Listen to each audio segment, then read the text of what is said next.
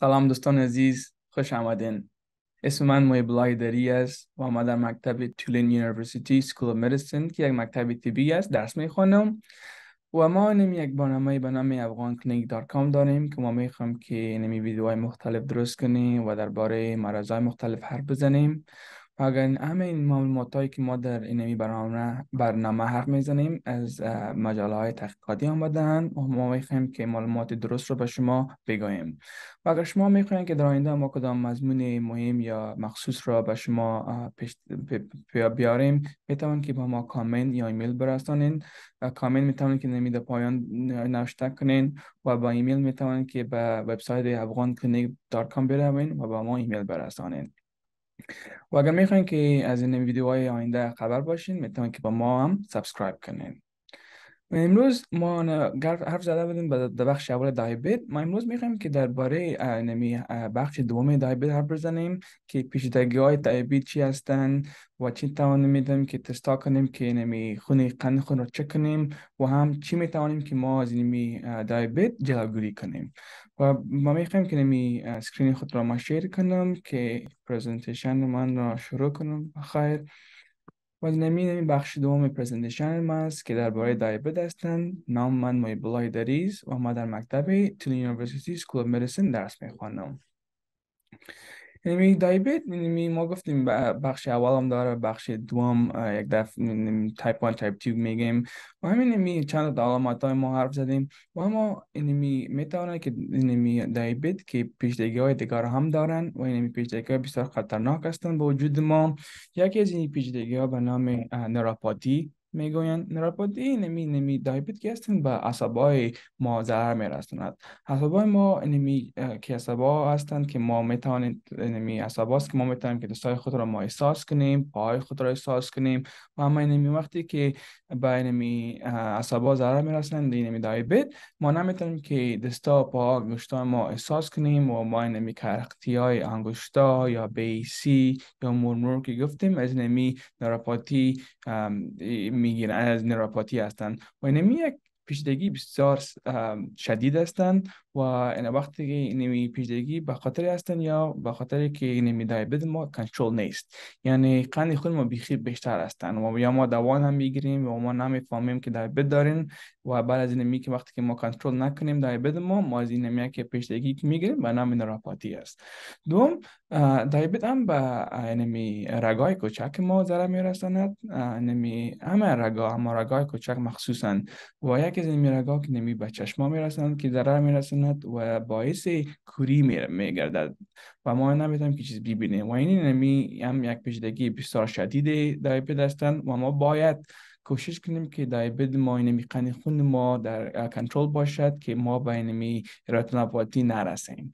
و دیابت هم به گرده ها ششای ما ضرر میرساند و مجله های تحقیقاتی نشان دادند که نفرایی که دیابت دارن تقریبا 2 تا 5 دفعه پیشتر در چانسایی که شاید قلبی صدقه قلبی داشته باشند زیادتر دارند. 2 تا 5 دفعه چانسای پیشتر دارند که خدا نخواسته صدقه قلبی بگیرند.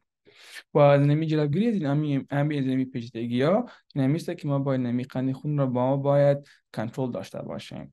و اول اگر شما چطور میتونید که قند خون خود را تست کنین؟ اگر شما فکر کنید که شما علامات دارین و میخواین که تست کنین قند خونتون، چی میتوانید کنین؟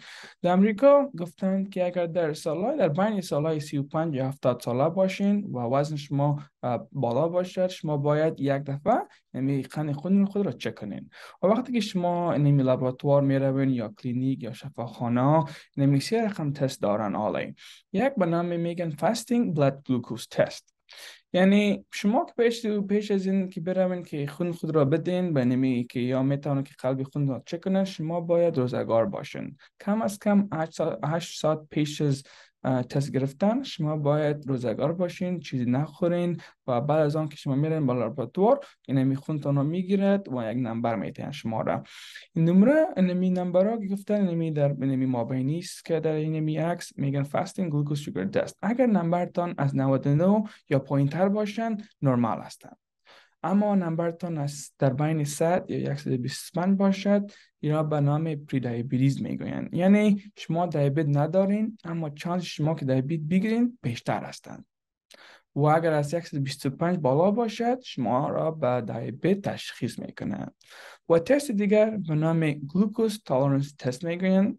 با این تست شما باید روزگار باشین 8 پیش این تست. و در این تست اول که شما میرن قند خونتان را میگیرن و بعد از او چند نوشابه ها میدن که گلوکوز دارن و بعد از آن چند 30 یا 60 دقیقه بعد از آن چند دفعه قند خونتان را چک میکنن به قند خونتان و آن چند نمبر میدن. و را میگه من نمی تست گفتم گلوکوز تالرنس تست هستن و چند نمرهشان اینجا نشان دادن. اگر نمره شما از 140 یا پایین باشن نرمال است، اما در بین 140 تا 199 باشند نمی پری دیابت هستند. و اگر از 200 بالا باشین با دیابت شما تشخیص میکنن. و یک تست دیگر هستند به نام A1C، از قیمت‌تر هستند از تای دیگر، اما یک تست بسیار خوب هستند که شما میتوانید که نمی قند خون خود را از نمی 3 ماه میتونید که چک کنین و شما ضرورت نیست که شما را به این تست روزگار باشین. ضروری نیست که شما روزگار باشین وقتی که شما میخواین که A1C را بگیرین. و وقتی که A1C را میگیرین نمره فیصدی میدین شما را. اگر 5.7% یا پایین تر باشه نرمال هستین و در بین 5.7 تا 6.4 باشین نمی پری دیابتیز هستین، یعنی دیابت ندارین اما چانس شما که دیابت بگیرین بیشتر هستند. و اگر 6.5% بالا باشن دیابت هستند. وقتی که شما دکتر میرین اکثر وقت نمی فاستینگ بلاد گلوکوز تست را شما را اول آردر میتن وقتی که اول میروین، اما شما میتوانید که با نمی دکتر یا نرستان حرف بزنین و نمی A1C را بخواین که A1C بدین به خاطری که خوب پیشتر هستن و شما اگر روزگار نباشین هم میتوانید که نمی تست A1C را چک کنین. اگر شما نمی دیابت داشته باشین چی میتوانین که با خود کمک کنین؟ ما در اینیسی میگیم که A, B, C. A1C با A نمی B blood pressure، C هم کلسترول. یعنی نمبر 1 نمی A1C شما باید کوشش کنین که نمی A1C تان در نمی نرمال باشد، یعنی 5.7 یا پایین تر باشد و کوشش کنین که نمی بالا نباشه با خاطر که پیچیدگی هایی که ما گفتیم نوروپاتی رتینوپاتی میگیرین و کوشش کنین که نمی A1C تان در نمی 5.7 یا پایین تر باشن. و دوم فشارتان باید بیخی نرمال باشه وقتی که شما دیابت دارین، به خاطر که وقتی که دیابت داشته باشین هم فشار بالا نمی به وجود شما بسیار ضرر میرساند. و کوشش کنین که فشارتان نرمال باشد، از غذایی که نمی نمک زیاد دارن جلوگیری کنین. و آخری C کلسترول که ما میخوایم چربی خون، کوشش کنید که غذایی که بسیار چرب هستن از آن شما جلوگیری بکنید. و وقتی که شما دیابت دارین و خصوصا که نمی به دوایی که انسولین میگه مقدار انسولین که میگیرین نمی چند دفعه در روز نمی خون خود را چک کنین. یک ماشینک هستن همیشه به دکتر شما را میتن یا میتون که از امیزان هم بگیرین و خونتان را چند دفعه در روز چک کنین. و وقت اینمی یک دانه اکثر وقت که شما دیابت داشته باشین دنمی دکترتون یک دانه ورق میدهد که به نام بلاد شوگر لاگ میگوین. این یک ورق بسیار مهم هستند به خاطری که شما اکثر وقت شما دیابت رقم اول یا دوم داشته باشین اکثر وقت شما را اگر بسیار نرمال نباشد به نمی انسولین شما را میدهند. و این ورق بسیار مهم است به خاطر که پیش از که چای بخورین شما باید ناشتا کنید که نمی قند خونتان چند بود چک کنین در این ماشین باید ناشتا کنین و بعد از چای هم ناشتا کنین که چی قند خونتان چند است. باز چاشت شب که نان میخورین هم نمی پیش از آن و بعد از آن نمرهش ناشتا کنین و پیش از خوابیدن. این مهم است به خاطر که وقتی که دکتر این نمره رو میبینن میتونن که انسولین شما ببینن که کار میکند یا نمیکند. شاید این دکتر بخواید که انسولین شما باید بالا باشه یا پایین نمی دوایتان و بعد از اینکه نمیبینن میتونن که رو ادجاست کند.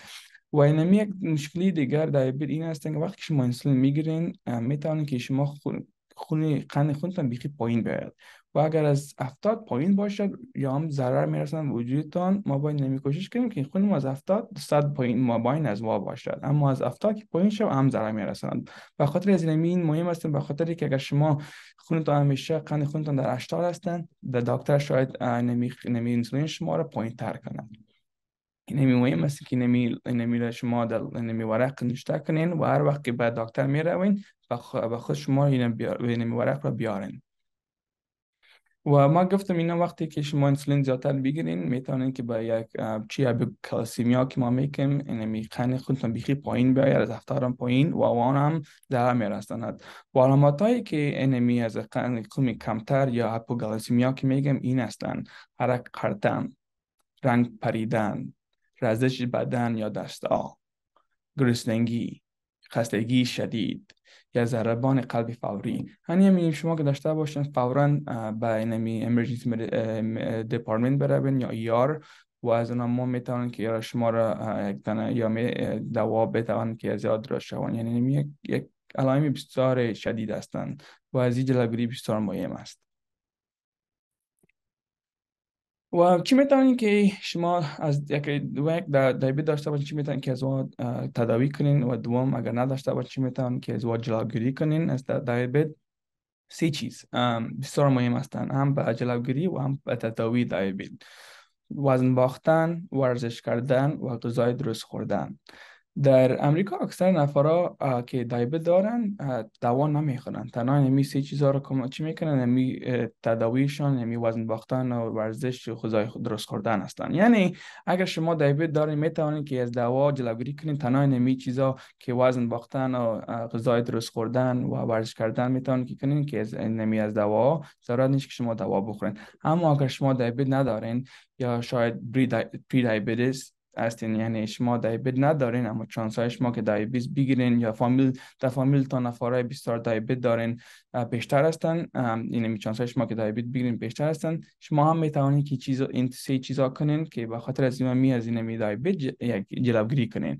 یعنی وزن باختن، ورزش یا غذای درست خوردن هم از دیابت جلوگیری میکنن. یعنی اول ما گفتم وزن باختن، کوشش کنید وزن کم باشد. یعنی ما که در امریکا میگیم BMI، کوشش کنید در BMI شما نرمال باشد. با یعنی وزن باختن به ارتباط یعنی ورزش و غذای درست خوردن است. یعنی اگر شما غذای درست بخورین و ورزش بکنین، وزن انشالله نمی در نرمال می باشن. یعنی ورزش ما گفتیم یعنی ضرورت نیستن که شما جیم بروین یا ورزش بسیار شدید کنین. پیاده روی هم که بکنین بیخی صحیح هستن. پیاده روی گفتن یعنی مقالات تحقیقاتی نشان دارن که شما اگر پیاده روی کنین به 30 دقیقه در روز 5 روز در هفته بیخی صحیح است. شما ضرورت نیست که جیم بروین، یعنی پارک بروین، پیاده روی کنین، هوای تازه را بگیرین و هم پیاده روی بسیار خوب هستن. 5 روز در هفته اگر شما بیخی 30 دقیقه کنین بیخی صحیح هستن. و دوم غذای درست خوردن. ما وقتی که میبینین که چرا بغل افغانستان مملکت ها که هست همه از ها دیابت دارن و از این معلوم میشه که غذای ما که مثلا از هندستانیا، پاکستانیا، افغانا همه ما برنج زیاد میخوریم و از این معلوم میشه که شاید غذا به دیابت زیاد بیشتر ارتباط داشته باشن. و ما کوشش کنیم که ما برنج را کم بخوریم و اگر بخوریم برنجای نسواری که میگن براون رایس از او استفاده کنیم. این از این پیشقاب که دیده میشه مثلا برنج کمتر هستن و سبزی و بامیه زیادتر. اینمی یک پیشقاب بسیار خوب هستن به خاطر که ما که همیشه هستیم ما از نیم بیشتر برنج ما استفاده میخوریم و کم قرمه یا سبزیجات میخوریم. یعنی سبزیجات و بامیه خوردن رو با زیاد کنیم. و دیگه چیز دیگه هم بسیار خوب است با دیابت است غذای دریایی که ما میگیم، یعنی ماهی بسیار خوب هستن به وجود ما. کوشش کنیم که از ما بیشتر استفاده کنیم و که به خاطر اینکه بسیار خوب است به جلوگیری دیابت. و یک قرمه داره ما در افغانستان به نام انجرود میگیم، چند سبزیجات مختلف را میکس میکنن و قرمه جور میکنن، بسیار مزه‌دار هستند. کوشش کنید از سبزیجات بیشتر بخورین مثل قرمه های انجرود. و بامیه بسیار دوست دارم، میتونید که بامیه رو بیشتر بخورین، یک سبزی بسیار خوب هستند به وجود شما. و آخرا اینمی عکس از من از گوگل گرفتم، یک دونه براکلی هستن و مثل برانی درست کردن. من فکر کنم که اینمی یک چیزی خوب داشته باشه، به خاطر که برانی بسیار مزدار هستن و همچنان براکلی مزدار هم است، هم بسیار درست هم است. میتونین که به مثل برانی درست کنین و بخورین. اینمی پرزنتیشن ما بود، بخش اول و بخش دوم در باره دیابت. اگر شما کدام سوالات دارین میتوانین با ایمیل یا کامنت به ما برسانین و اگر میخواین که با ما ایمیل کنین میتوانین که به وبسایت afghanclinic.com بروین و به ما ایمیل مرسانین. اگر شما میخواین که از ویدیوهای آینده خبر باشین میتوانین که با ما سابسکرایب کنین و هم اگر شما کدام سوالات دیگر دارین میتوانین با ما برسانین که در آینده اگر میخواین کدام مضمون دیگر را ما پرزنتیشن درست کنیم میتوانیم که وام بکنیم. تشکر از وقتتان. ما بخش سوم هم داریم که درباره تداوی و دواهای دیابت حرف میزنیم. تشکر.